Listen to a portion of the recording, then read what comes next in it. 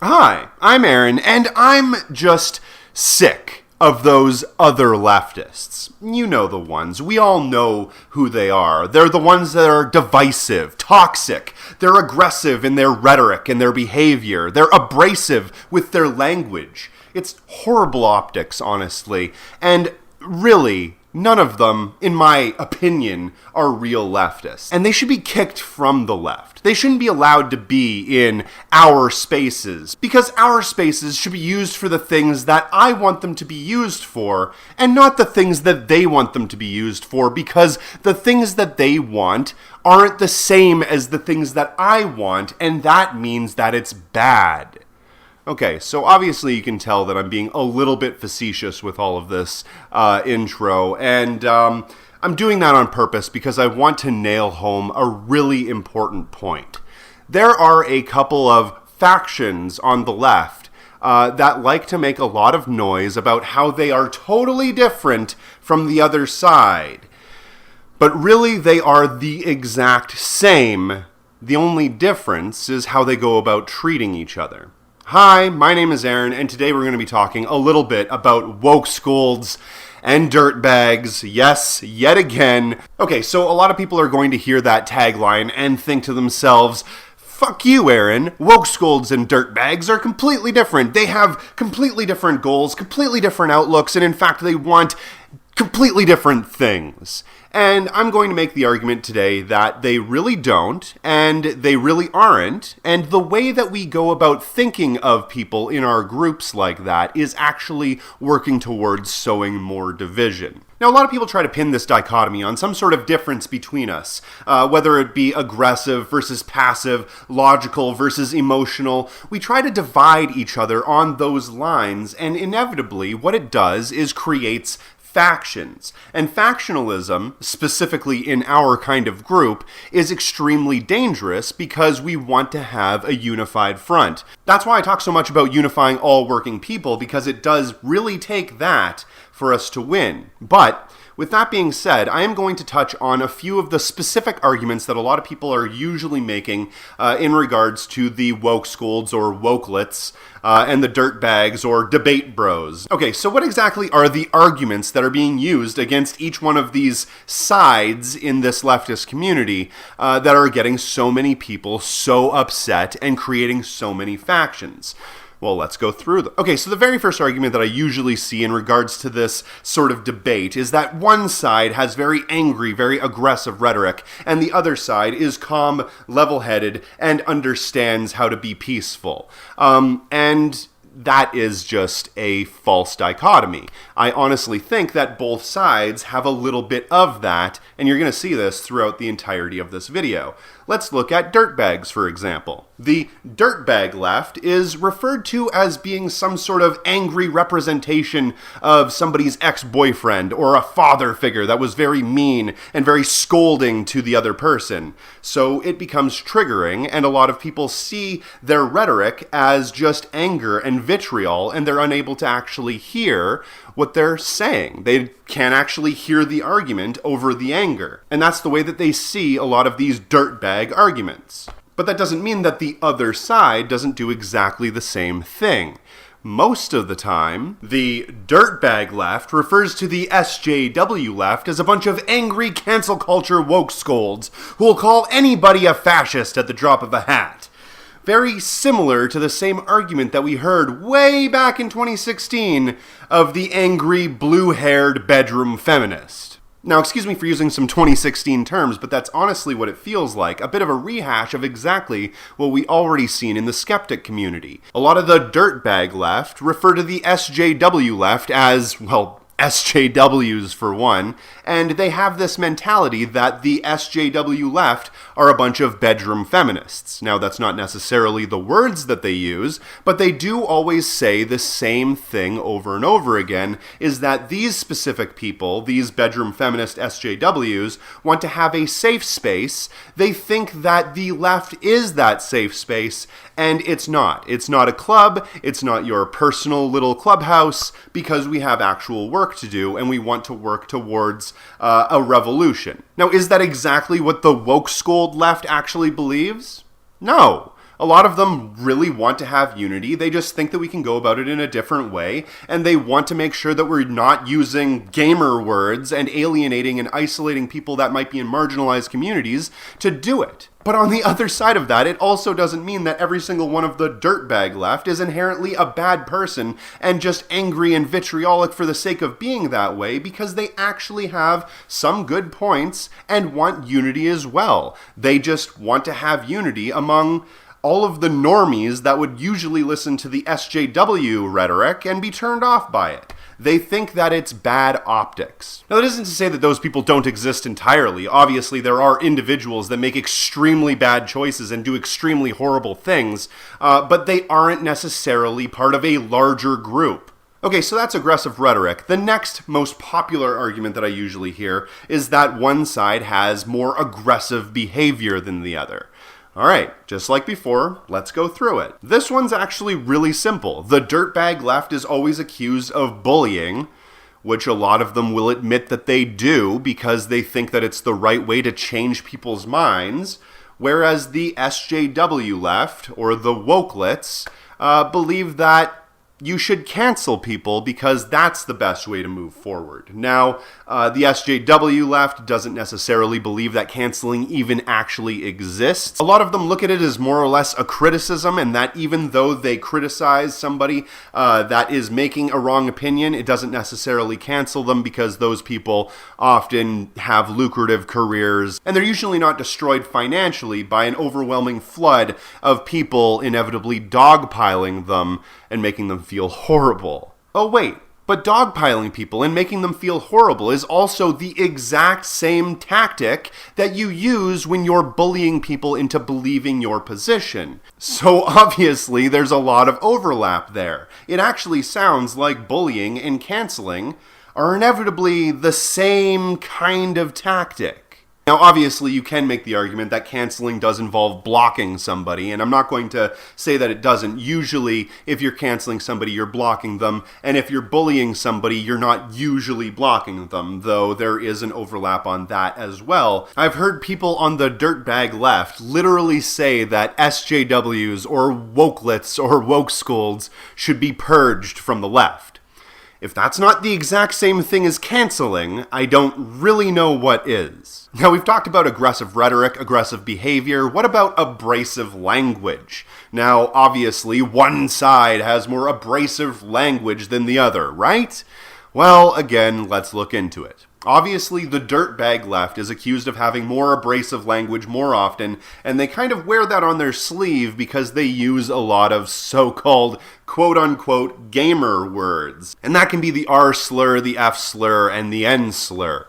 They use those words fairly often, and they don't usually see a problem with them using those words because they're usually using them in a specific context, or they didn't mean it as some sort of derogatory thing. They usually meant it as a joke or for the lulz. There's a lot of different reasons why they say they're using it, and I don't necessarily agree with any of the reasons, but I'm not placing judgment here. I'm just explaining the differences right now. As far as the Wokescolds, they are usually accused of abrasive language as well, and a lot of the people on the dirtbag left consider what they say to have bad optics.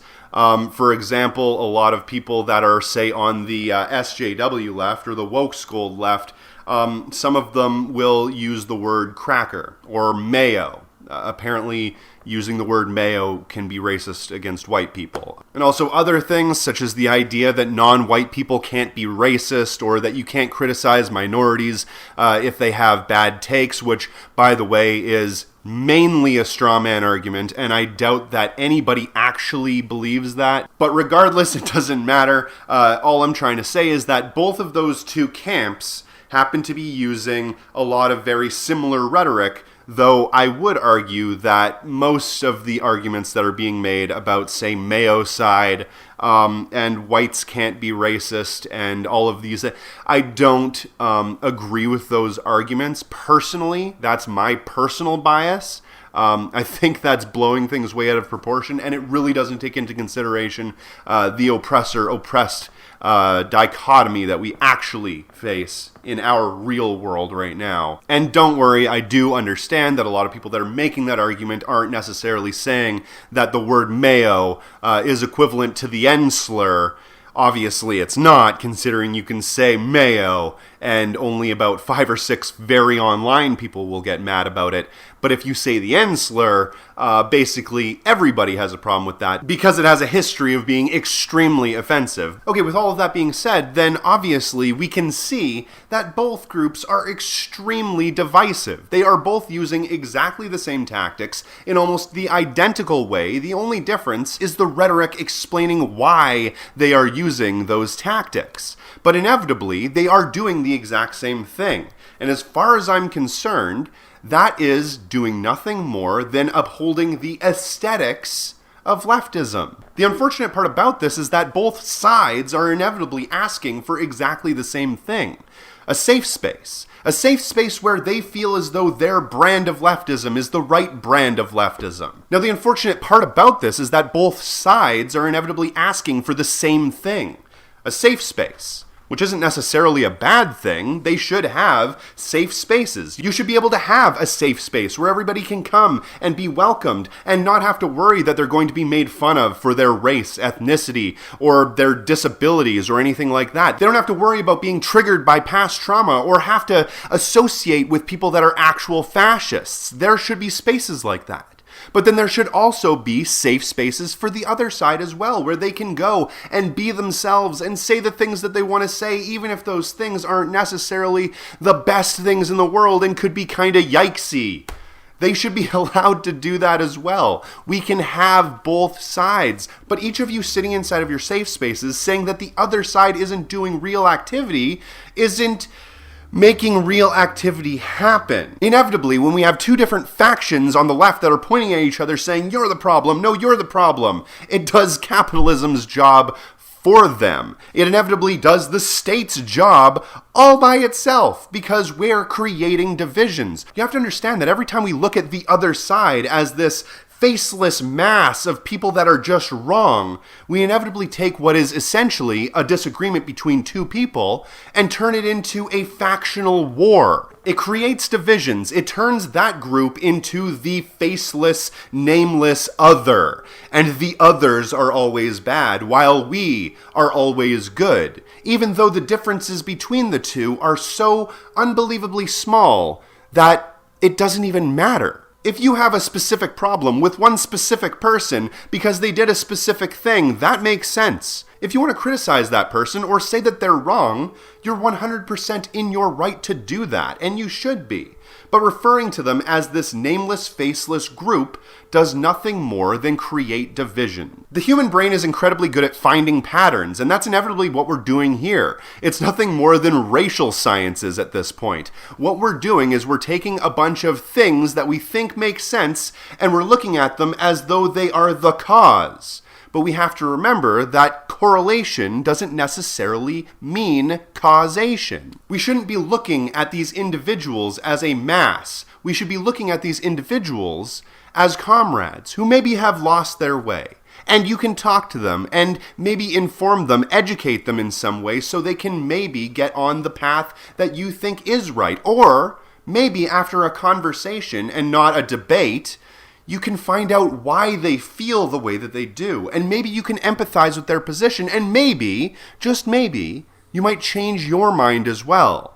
That's how we're supposed to evolve. That's how we're supposed to act in this society. But what we've in fact done is allowed ourselves to cultivate these identities that are Wokescold and are Dirtbag. And inevitably it leads to a sales transaction between human beings that should be allies and not just commodities to be bought and sold. Woke and dirt are brands. They're being sold to you. They are inevitably feeding into this cultivated identity idea. And when we are always using things like Twitter or Facebook or other corporate social media platforms, we are inevitably using that as an actual transaction to get engagement. Sometimes it could actually be in the form of money, but a lot of the time it's with tweets or clicks or likes or whatever. It's all about incentives. We are inevitably incentivized to fight with one another and create divisions and create problems because that's what the social media companies thrive on. If we are engaging, if we are clicking, if we are pressing buttons or tweeting or texting other people, then they are getting more attention and therefore they get more money. And in fact, a lot of the creators that are getting involved in this also get paid when they get more engagement. When you reinforce people's beliefs back to them, they are inevitably going to support you. And a lot of the time, it means financially in this sort of situation. It's a basic feedback loop, and actually it works in a very simple way. The very first thing that happens is that some sort of person in the audience, or maybe another creator, hears something that somebody says and takes that thing in bad faith. Then, inevitably, that thing spreads to other people in the audience or other creators, making somebody have to address it. Usually, if it's a large-size creator, they address this problem, and then they add fuel to the fire because once they have addressed it, then every one of their audience members sees and hears about this drama as well. That creates more flare-ups and more people are paying attention and inevitably makes more situations where more creators have to join in and chime in on this drama, which inevitably creates more problems, and you see where I'm going with this. It's like a snowball rolling down a hill. It just keeps getting bigger and bigger and bigger, and it takes a very small amount of pressure to actually push that snowball down that hill. But once it's already rolling, it is extremely hard to stop. But we can stop it if we work together. Now, how do we stop it, you might ask? Well, the very first thing that we have to realize is that we are the ones that are participating in this. We are the ones that are inevitably causing this problem. And if we're the ones that are causing it, then maybe we should try to stop it. Obviously, you can't tell every single person not to do a thing, but you personally can stop doing it yourself. And maybe you could inform some of your friends or some of the other people that you know that are acting in that way, that what they're doing is counter to our revolutionary goals. We can't personally stop everybody, but we can stop what we do. We can make that cycle end at us. And if we do that as a group, if enough of us get together and do it, then everybody is going to follow suit because we don't want to fight with each other. Inevitably, we want to get along. And inevitably, we have to, or else we are not going to win. So, the next time you're about to use the word Wokescold, or SJW, or Dirtbag, or liberal, or whatever it is, take a step back and think for a second. Am I just turning this one person that I'm having this specific disagreement with into a faceless, nameless mass of people that I consider just to be the enemy and that's wrong about everything? Or am I going to address them as a human being, as a specific individual, and listen to their arguments and instead of debating them, maybe have a conversation and learn something? At least, that's what I hope most people do.